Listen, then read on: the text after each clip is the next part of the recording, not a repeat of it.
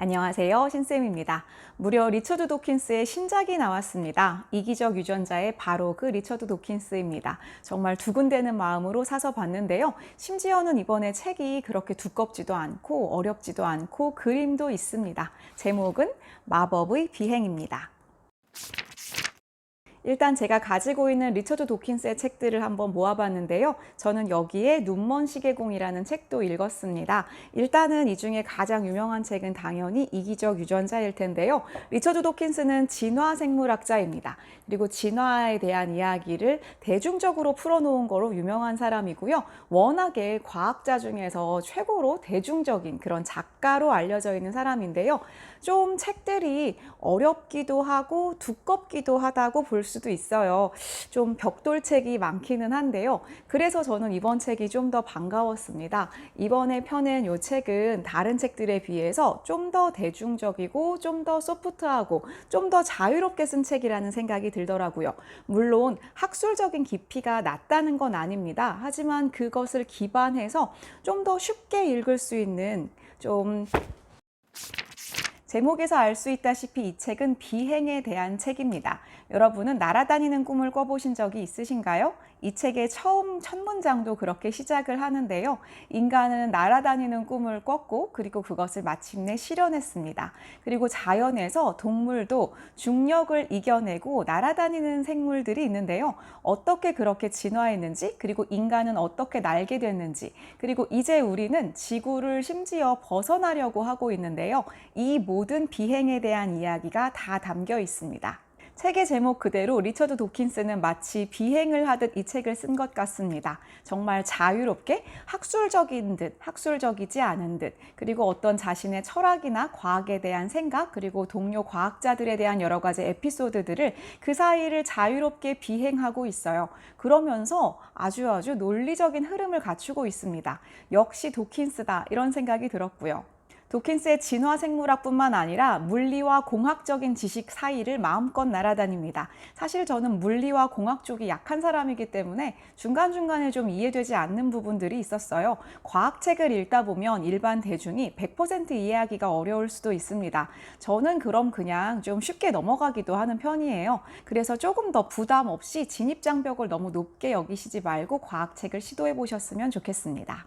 저에게 책의 부제를 지으라고 한다면 중력에 맞서는 법이라고 할 것 같아요. 중력은 자연 법칙 그대로입니다. 그것에서 어떻게 우리 생물들이 맞서 싸웠는가, 싸웠다고 말하는 것은 좀 맞지 않는 표현인 것 같아요. 이 안에서 어떻게 적용하고 적응하고 살아남았는가, 생존에 대한 이야기입니다. 여기에 특히 인간은 좀 더 욕심을 부리는데요. 중력에 맞서서 내가 위로 올라가는 꿈을 꾸어왔던 게 인간이 아닌가 싶어요.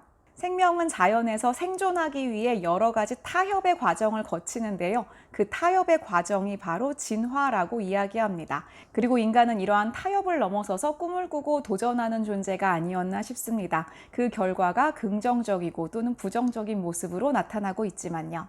이 책은 목차 자체가 매력적입니다. 첫 번째 챕터는 서론에 해당하는데요. 첫 번째 챕터는 비행의 꿈입니다. 아까 말씀드렸다시피 인간이 어떻게 하면 새처럼 날려고 했는지, 어떠한 꿈을 꾸어왔는지에 대한 이야기가 담겨 있는데요. 고대 그리스 로마 신화에 등장하는 하늘을 날고자 했으나 교만 때문에 추락한 이카로스가 떠오르기도 합니다. 천사, 요정, 그리고 날개 달린 말, 심지어 해리포터도 빗자루를 타고 하늘을 나릅니다. 이렇게 우리 마음속에, 우리 생각 속에 하늘을 나는 존재들에 대한 생각은 언제나 자유로운 상상을 불러일으키는데요. 도킨스는 이렇게 날고자 하는 인간의 꿈으로부터 이 책을 출발시킵니다.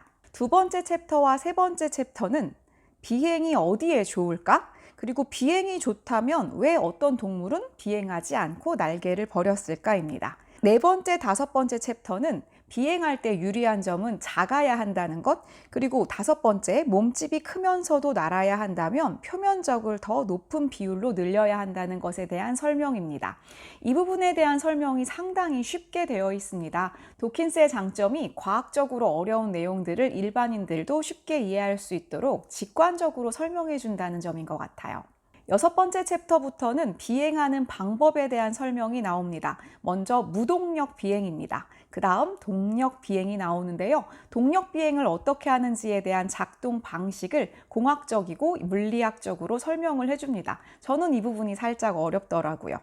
자, 무동력이 나왔으니까 이제 동물이 동력으로 비행하는 방법이 나오고요. 그 다음 공기보다 가벼워지는 방법, 그리고 무중력이 나옵니다.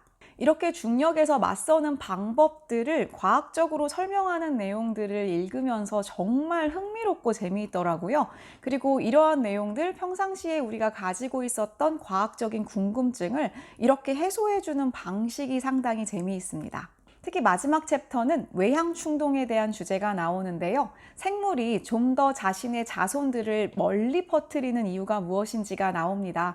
좀 더 멀리 갔을 때 좀 더 생존에 유리하다라는 내용이 나오면서요. 우리 인간이 점점 더 모험을 떠나고 꿈을 가지고 멀리 도전하는 것에 대한 이야기가 나옵니다. 이러면서 지금 현재 화성으로 가려고 하는 인간들의 노력을 이야기하면서요. 첫 번째 서론인 챕터와 연결이 되면서 숨이 일관하는 구조가 잘 정리가 됩니다. 이기적 유전자 정도를 읽으셨다면 이 책은 아주 쉽게 다가오실 거고요. 만일 그렇지 않으셨다 해도 자연선택 이론 정도만 어느 정도 가지고 계셔도 어렵지 않게 읽으실 수 있다고 생각합니다. 설명이 꽤나 친절합니다. 그리고 아주 다양한 생물들의 사례들이 흥미진진하게 다가오는데요.